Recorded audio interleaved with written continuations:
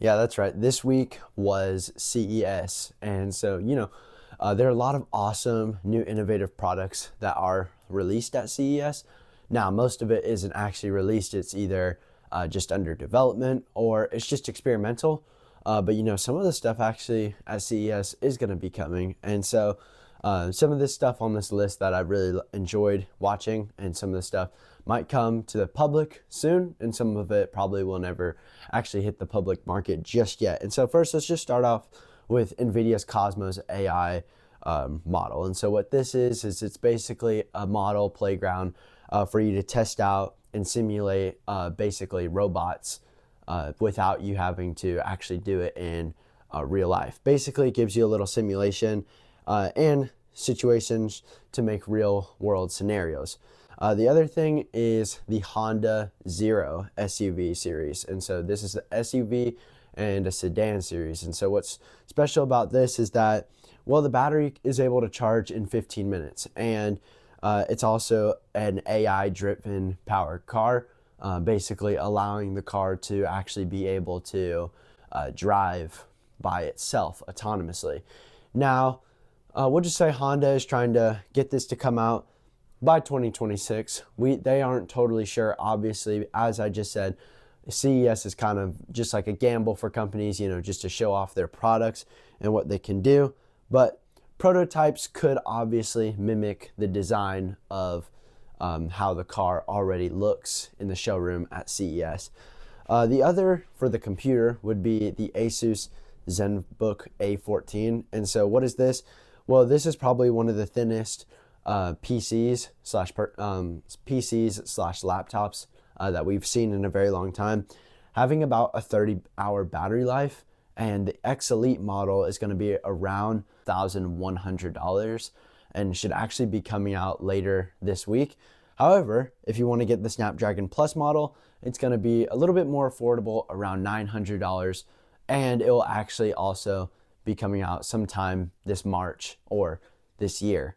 Now, it's pretty impressive that they're able to, slim down the laptop and make it able to have a 30-hour battery life. We also did see Lenovo make a rollable laptop screen where it basically looks like a normal, say, 14-inch laptop, but it actually rolls up. But it was actually really impressive. It seemed pretty durable to me. Now, obviously, the rollers could be a big problem for future impacts, but Lenovo has tested it, obviously, but we aren't totally sure actually when this device will make the public streets. For the TVs, I went with the LG G5 OLED, basically being 40% brighter, but then better contrast in higher lighting. So say you have it by your window, and you with your current TV, you're having a hard time seeing it by a window. It'll definitely look much better because it gets 40% brighter, but it's also just because it's got a better contrast ratio and better pixel density when it comes to looking at it through light. It's sustainable, but it's called Flint paper battery.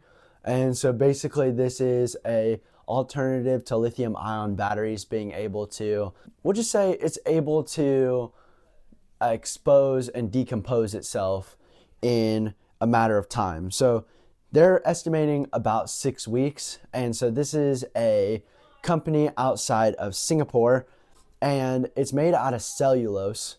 So it's able to flex and condense itself down to a smaller size like a coin battery. For gaming, I would say for portable gaming, we got the Lenovo Legion Go S. And so what's so special about this gaming hardware? Well, we'll just say it's going to be the cheapest Lenovo Legion Go on the market, coming around $600, but it's also going to be able to run Windows and Valve Steam OS without you having to buy a Steam Deck. This will be actually the first product to be running Valve OS just without a Steam Deck. So I find that very inclusive and very well done. Say if you want a Steam Deck, but you don't want a Steam Deck, but you want good performance, yeah, Lenovo has already done well with the Legion Go lineup. And so this one is expected to be cheaper than the other products that are out there. I still personally like the Ally just because I see it in stores and I tried it before. I really like it. Haven't really tried a Legion yet, but we'll definitely, give it a shot one day. And then the last thing, well, we'll just say it's the HMD Off Grid accessory. And so what this is it's a dongle.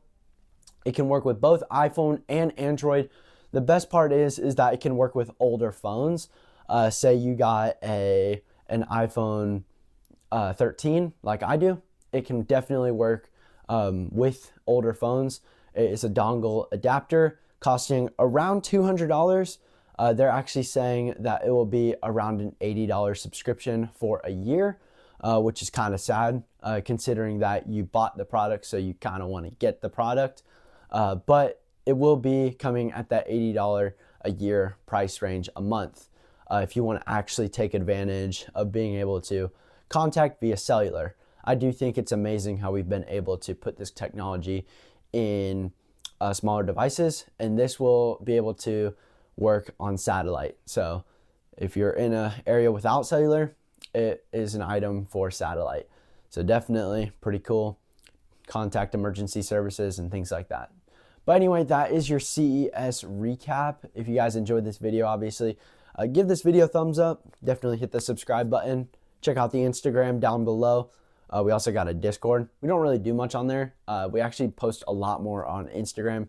So definitely go check that one out, guys. Until the next one, I'll see you in the next one. So peace out.